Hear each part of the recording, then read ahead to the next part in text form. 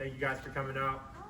Just going down a quick rundown of the agenda today. First, we got Airman Sherrod from ADAP. He's going to come up and talk about their services real quick. And then we actually have 2 new people that we're going to hail. And then we'll open it up for general announcements, peer-to-peer chips. We got an LOA to give, and then recognize some superior performers from the Texas 30. And then, yeah, that'll conclude it. So without further ado, Airman Sherrod.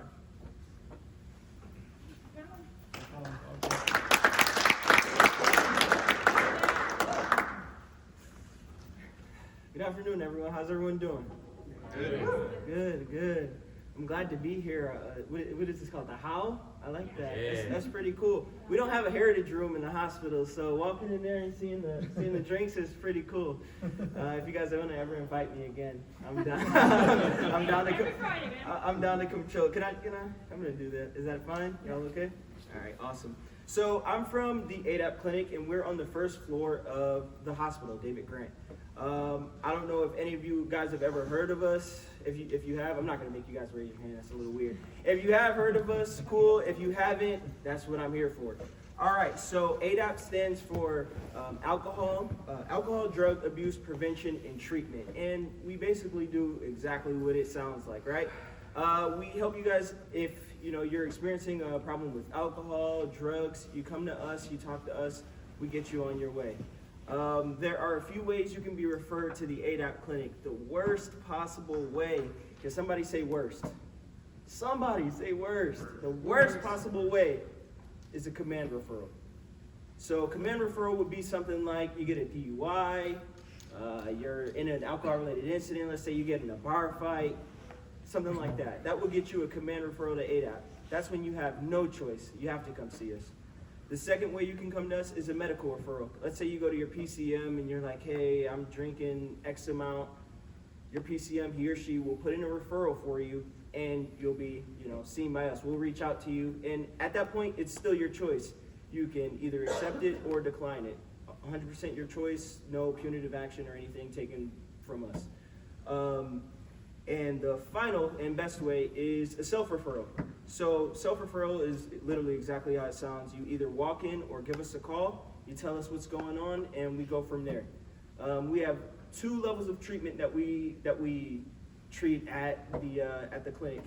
That is 0.5, which is called ABCs, and our level 1 treatment. So our level 1 treatment is about 6 months in treatment. The first 3 months we ask that you remain abstinent, and the last 3 months or so is either responsible drinking or continued sustained abstinence.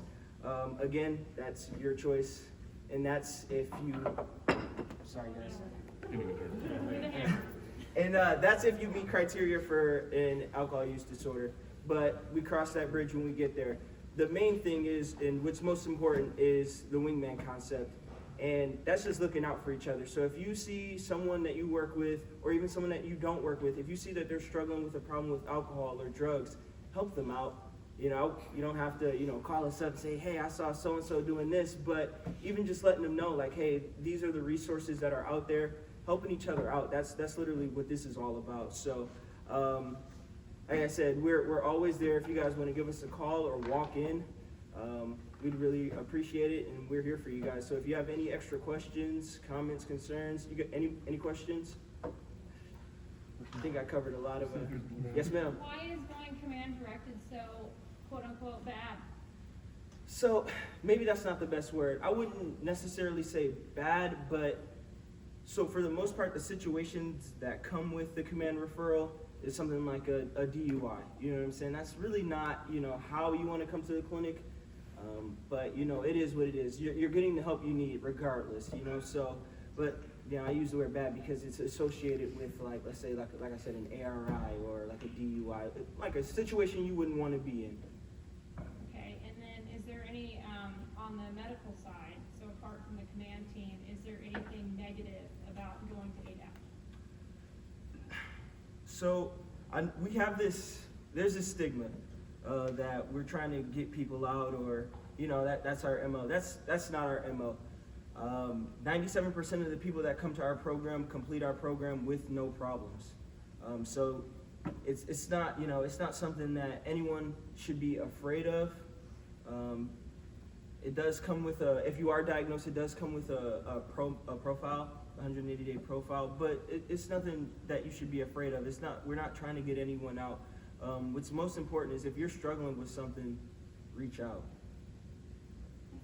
Is that profile a 180-day mobility restriction profile? Yes, sir. Okay. Yes, sir. So there's no deployments, anything like that? Is that waiverable at all? No, that's not waiverable, sir. Okay. Thanks. Questions?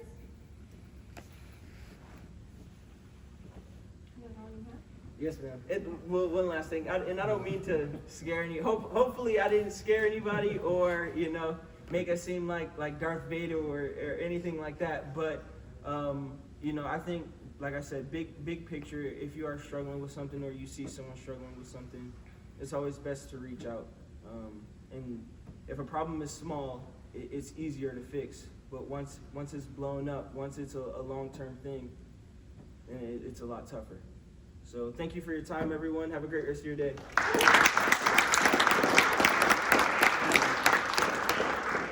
So I just want to talk for a second about ADAPT, and since I have the expert here, is it Sherrod? Is that how you Yes, say it? ma'am. Okay, thanks so much for coming. So you can keep me honest if I say something a little bit off. Just 100%. raise your hand or yell at me. So what I'll say is, the reason I ask that is because it's the behavior that's the problem, not the command directed, right? If you have a problem with alcohol, I want you to get help. Do you want to go off base and get help? Sure. Do you want to go on base to get help? Sure. But as you know, the military has the ADAPT program as a resource to you all if you do find that you ever need help or struggling with alcohol use. And then also if you know a friend or whatever. So the one thing I want to say is when you go in to ADAPT, they're going to look at the DSM-5, which is your diagnostic manual, and they're going to look at what criteria you meet for your alcohol use. And that is going to be how they treat you. So you can Google it, you can look at it online. It's not mysterious, it's not Air Force only. This is what every mental health clinic is going to use to diagnose anything in their purview. So it's not a surprise. And if you're ever, just hypothetically, you want to run some scenarios by me, I'm available, right? I'm not going to pin you to the wall and say, are these hypotheticals about you? Come in and ask me. But typically what happens is someone knows they need care, and they go into ADAPT and they self-refer, which I'm always thankful for, and they don't meet criteria. I think at the end of the day, if you need help. Like, you can go in and tell a doc this is going on and you're one day less than the criteria, but if that's happening and you're not getting the help you need, please let the command team know, because there's ways that we can go back to the clinic, we can present a different case, we can try to link you up with off-base resources, local resources.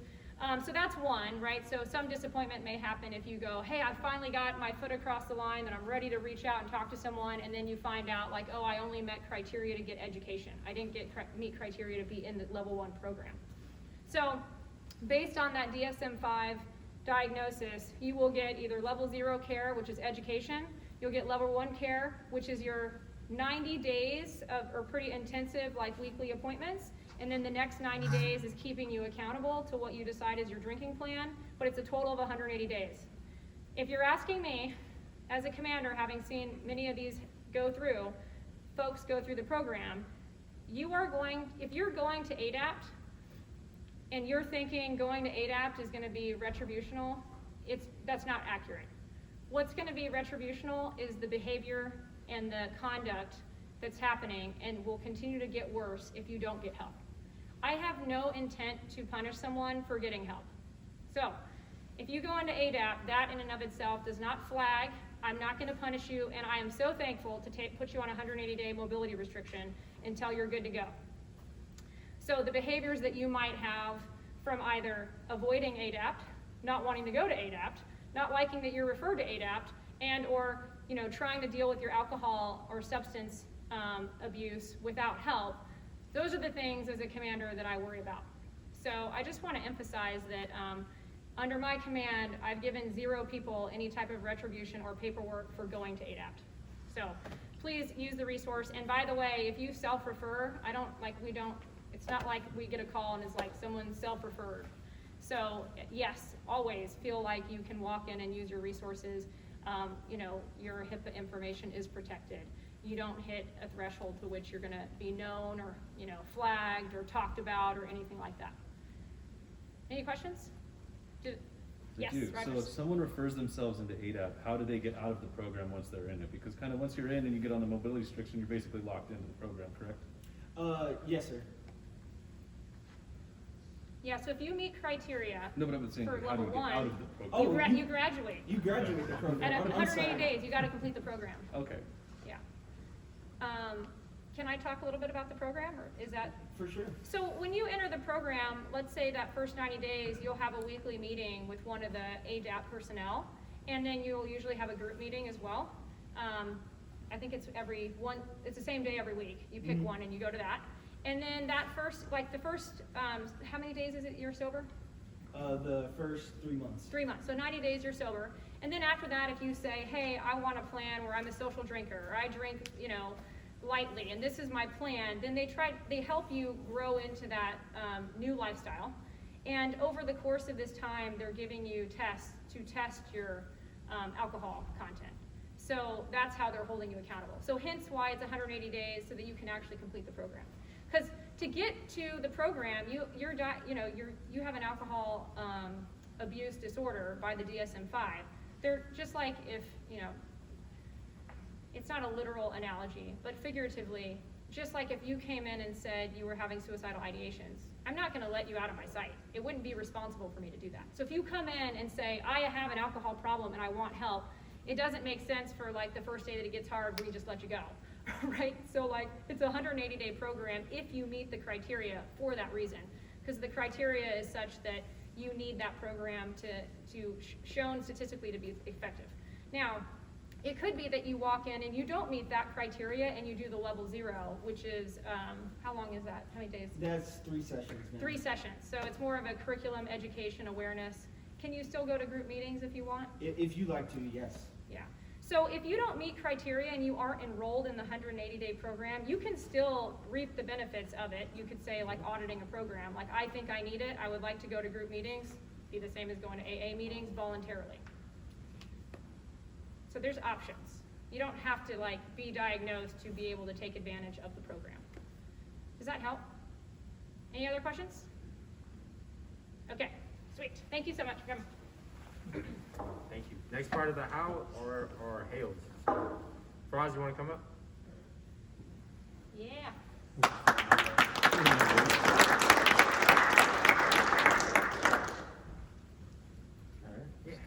Just a little bit about yourself. Hi, I'm Sergeant Frost. PCSing from McGuire. Yeah, I'm actually from California, so it's kind of nice to be closer to home. I'm a C-17 crew chief by trade. Spent some time on the flight line at McGuire, spent some time at Mock. Now I'm here, so it's nice to have a break from maintenance.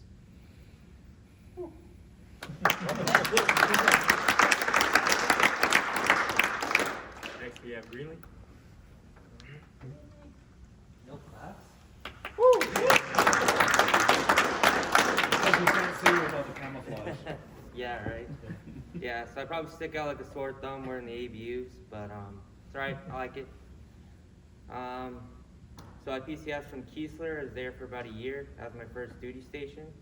I was at an MNCOA there, so it wasn't like your typical work, more like a schoolhouse. But yeah, so I've been here like a week so far. I got to go shoot with MVGs. I thought that was pretty cool. Never done that. It's like it looks like in the video games. And I have a baby. He was born on the 27th. So literally my first day here, I was here for like 30 minutes and I left because the wife went into labor. So that was cool. Yeah, that's me. I was born in Jersey. I grew up in Canada. Came back to join the Air Force. I don't know. That's pretty much it. I mean, unless y'all want to know more, you can ask. I'm in the CSS, by the way, just outside Colonel Lee's office in case you need help. I don't have access to anything, so I won't help you much. But I can tell you what you need to do or something, maybe. Yeah. That's it. Thank you.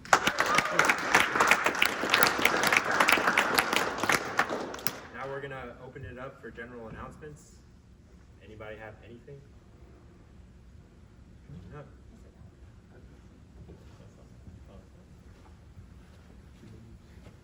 All right, I'm your friendly Booster Club rep for today. Yeah, thanks. you guys didn't know, next Wednesday, we're doing a squadron event. We're gonna be cooking out. We're trying to work bounce houses. We're gonna have some cornhole. We're selling the Traeger raffle tickets. It's 1 for $5 or 11 for $50. They're on sale from now, and then the raffle is gonna be on Wednesday. For the food, we're gonna have tri-tip sandwiches and potluck style sides. So you guys bring your families out, come have a good time. That's all I got. Thanks.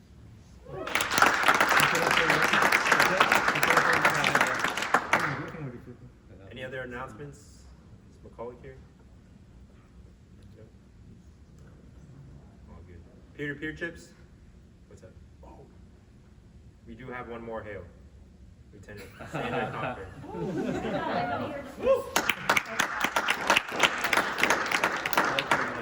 So I came from Nellis. I'm prior enlisted. I was radar maintenance chief before that. Nellis is really all I know about aircraft maintenance. So I'm new to the heavies world, but I'm super excited to be here and appreciate the maintenance guys taking care of me so far. If you have any questions about crossing to the dark side, just come hit me up.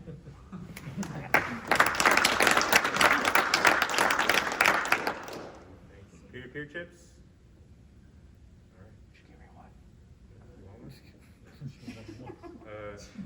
All right, next we're going to recognize one of the UM's very own, actually. So, Cruz, come on up. We've got a letter of appreciation from Colonel Dino at the he's the Director of Intelligence and Surveillance and Reconnaissance. So, just a little bit of what he did. I'll just read this letter. On behalf of A2 Director, it is my pleasure and privilege to express my appreciation for your outstanding contribution that led to the successful completion of the Airborne Intelligence, Surveillance, and Reconnaissance Mission Training Course.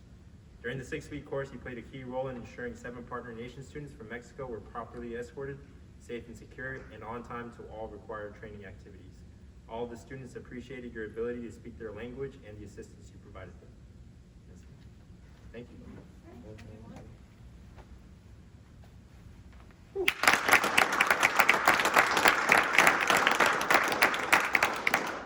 Next, we're going to recognize some of the superior performers for the Texas 30. So, Jonah Carter, you here? No, he's at ALS, so he's got a good alibi. But Valenzuela, not the chief. Come on up.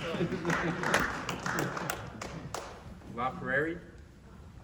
Come on up. Great work out there. Staff Sergeant Green.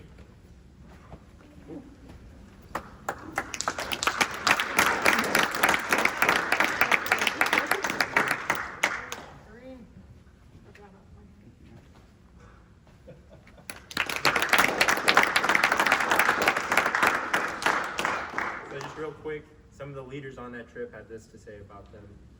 They want to recognize the following members for their outstanding leadership, commitment, and initiative for their whole mission in Texas. So thanks. Cool.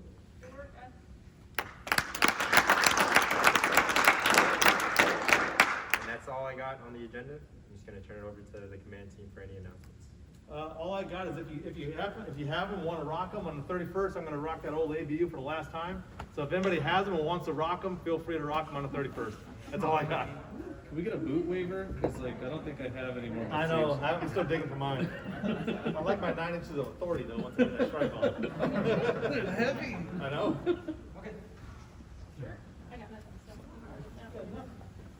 Regarding PT, so I think it's no surprise, everybody already knows that it was slipped over to July. There was some information in there that people didn't really, they wanted more information on, which is the waist measurement and how they're actually going to handle that. It's not completely gone. There is actually a joint instruction on what your circumference should be. So what I'm here to tell you what that is. Inside the joint instruction, it says that you should have the appropriate appearance. So that's kind of generalized, but if it takes it back to the Air Force standard, the Air Force standard is lean and fit.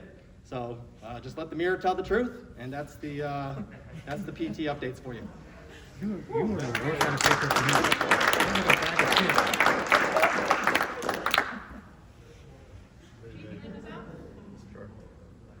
You yell. It's you. It's me. It's you. Hellhounds, lead the rest. Thank you guys. Yo, we got some leftover Chick-fil-A, so grab some Chick-fil-A, take